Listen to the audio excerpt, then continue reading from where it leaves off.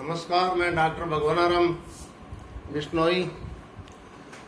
आज government law college Bikaner आज एक विशेष थर्ड ईयर के लिए जो मैंने स्कीम ऑफ सीपीसी बताई थी उसमें सप्लीमेंट्री प्रोसीडिंग्स अनुपूरक कार्रवाई के बारे में बात की थी। सेक्शन 94 में 5 प्रकार: arrest before judgement, attachment before judgement, interlocutory order, temporary injection, appointment of receiver. 5 प्रकार की शक्तियां, ये एक्स्ट्रा ऑर्डिनरी पावर होती है एक सिविल कोर्ट के पास में। तो आज हम बात करते हैं निर्णय से पूर्व निर्णय से पूर्व गिरफ्तारी, arrest before judgement. Arrest before judgement section 94 में दी गई है। ऑर्डर 38 रूल 1 से 4। निर्णय से पूर्व गिरफ्तारी सिविल केस में वादी और प्रतिवादी, ये वादी है और इस घर का लेकर के मान लीजिए झगड़ा है, भी प्रतिवादी है। वादी और प्रतिवादी, इसमें वादी वाद चलने के दौरान न्यायालय में एक प्रार्थना पत्र देगा और साथ में शपथ पत्र देगा। धारा 16A से लेकर के D तक के प्रावधान के अनुसार सीपीसी के सेक्शन 16A to D के अनुसार वादी जो है एक वाद चलने के दौरान प्रतिवादी को गिरफ्तार करवाने के लिए एक प्रार्थना पत्र देगा और साथ में बोनाफाइडी होने का शपथ पत्र देगा और उसमें 3 बात लिखेगा प्रतिवादी के बारे में न्यायालय के सामने। क्या लिखेगा? प्रार्थना पत्र शपथ पत्र देगा कि प्रतिवादी वादी को विलंब, जो डिग्री संभावित डिग्री है न्यायालय की, जो पारित होने वाली डिग्री है, उसका सुविधा का संतुलन वो कह रहा है मेरे पक्ष में है। लेकिन प्रतिवादी क्या कर रहा है? डिले कर रहा है, न्यायालय को कोऑपरेट नहीं कर रहा है, न्यायालय में उपस्थित नहीं हो रहा है, डिले कर रहा है, विलंब कर रहा है। नंबर 1 शपथ पत्र में लिखेगा। दूसरा, बाधा उत्पन्न करेगा। प्रतिवादी का यह आशय है कि जो पारित होने वाली संभावित डिग्री है उसमें ऑब्स्टेक्ल्स पैदा करेगा, हेडल्स पैदा करेगा, बाधा उत्पन्न करेगा, ऐसा आशय है, वो शपथ पत्र में लिखेगा। और फिर लिखेगा पारित होने वाली डिग्री को विफली कर देगा, डिफीट। तो 3 शब्द आए, विफल कर देगा। तो मैं फिर डिग्री से क्या करूंगा? जब वो विफल ही कर देगा डिग्री जो पारित होने वाली ऑनरेबल कोर्ट द्वारा, तो मैं डिग्री को घर पे फ्रेम में मंडा के रखूंगा। क्या कहने का मतलब? ये आपको नहीं लिखना है। कहने का अर्थ ये है कि जो संभावित डिग्री पारित होने वाली है उसको वो क्या करेगा? डिले कर रहा है, ऐसा उसका आशय है। ऑब्स्टेक्ल पैदा कर रहा है, हेडल्स पैदा कर रहा है, बाधा उत्पन्न कर रहा है और डिफीट कर देगा। कैसे कर देगा? ये 3 बातें लिखता है वो।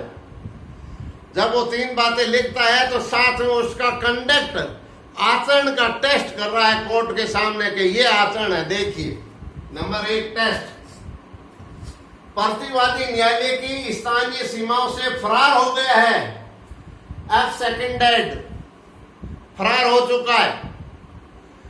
लोकल जुडिक्शन जो कोर्ट का था, आपकी कोर्ट का ऑनरेबल, आपकी कोर्ट की स्थानीय सीमाओं से फरार हो चुका है,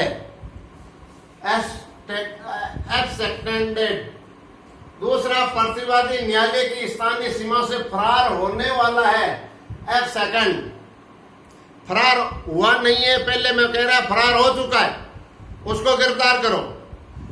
या फरार होने वाला है, दूसरा, 2 उसका आचरण। तीसरा आचरण वो कह रहा है प्रतिवादी संपत्ति को नष्ट कर चुका है, डिस्पोज ऑफ। जो विवादग्रस्त मेरी कोठी है, हवेली है, उसको जो है अंदर से तोड़ करके उसको चल संपत्ति में परिवर्तित करके डिस्पोज कर चुका है।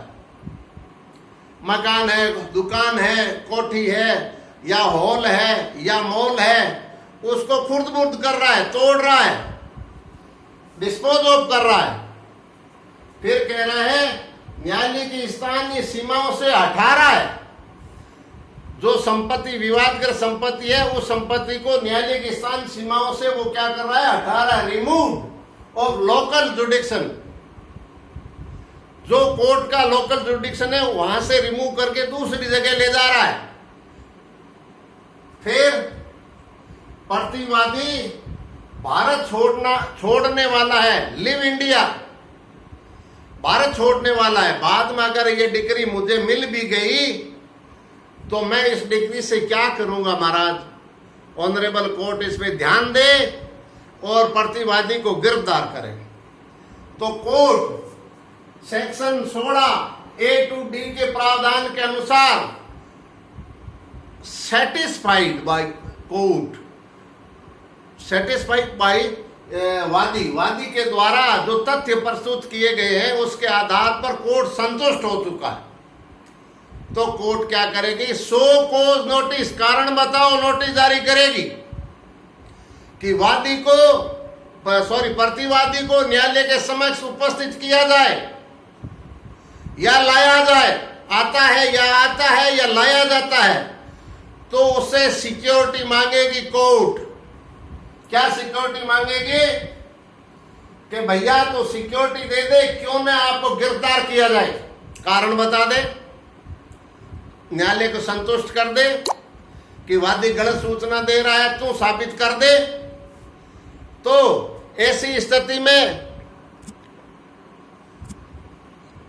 प्रतिवादी को कोर्ट में लाया जाता है या स्वयं उपस्थित होता है तो कोर्ट क्या करेगी? कोर्ट उसे सिक्योरिटी मांगेगी, प्रतिभूति मांगेगी। क्या मांगेगी? नंबर 1, कारण बता, क्यों ने आपको गिरफ्तार करे, क्यों ने आपको अरेस्ट कर लिया जाए, कारण बताओ। और कारण बताने में यदि वो सफल रह जाता है तो उसे गिरफ्तार नहीं किया जाएगा। और कारण से कोर्ट संतुष्ट नहीं है तो अगला विकल्प है कि सुरक्षा संपत्ति, ऐसी संपत्ति जो विवादग्रस्त संपत्ति के बराबर अन्य कोई प्रॉपर्टी है उसको कोर्ट के यहां जमा करा दे, बंद कर दे, मोर्गेज कर दे, ताकि हम आपको गिरफ्तार न करें। जब निर्णय हो जाएगा, वादी जीत जाएगा तो वादी को दे देंगे, तब हम आपको छोड़ देंगे। अब प्रतिवादी कह रहा है मेरे पास तो कोई प्रॉपर्टी नहीं है, ठीक है। तो तीसरा, मान लीजिए चल संपत्ति नहीं है तो ऐसी धनराशि जमा करा दे, सिक्योरिटी मनी, सिक्योरिटी प्रॉपर्टी नहीं है तेरे पास, कोई बात नहीं, तो सिक्योरिटी मनी जमा करा दे। मान लीजिए इसकी कॉस्ट 20 लाख है तो 20 लाख रुपए जमा करा दे कोर्ट में, हम आपको गिरफ्तार नहीं करेंगे। लेकिन प्रतिवादी कह रहा है मेरे पास तो कुछ नहीं है, तो बाहर क्या काम है, फिर चल जेल। तो सिविल इंप्रिजनमेंट, दीवानी कारावास, ऑर्डर 38 रूल 1-2 के अनुसार civil imprisonment fails to furnish security, security देने में असमर्थ रहने पर प्रतिवादी को ऑर्डर 2 रूल 3 के अनुसार सिविल इंप्रिजनमेंट भेज दिया जाएगा, दीवानी कारावास में भेज दिया जाएगा। ध्यान रहे, कारावास में दीवानी के सिविल केसेस में कारावास में भेजने वाला वादी ने भिजवाया तो खर्चा वादी का लगेगा जेल में, उसकी हैसियत के अनुसार कैसा व्यक्ति है, उसका यदि बीमार है तो मेडिकल का खर्चा भी उसके लगेगा। और यदि वो बड़े उच्च घराने का है, रह नहीं सकता साधारण टेम्परेचर में, तो जरूरत पड़ेगी तो एसी कूलर की भी व्यवस्था जेल करेगी। लेकिन पैसे किसके लगेंगे? वादी के, सारा खर्चा वादी का लगेगा, जेल भिजवाने वाले का। अब जेल का टाइम पीरियड क्या होगा? अगर 1 रुपए से लेके 50 रुपए तक का कोई मामला है सिविल, तो 6 वीक्स, 6 सप्ताह से अधिक जेल नहीं होगी, 6 सप्ताह उसको जेल जाना पड़ेगा। और मान लीजिए 50 से ऊपर है, चाहे वो लाखा में हो, तो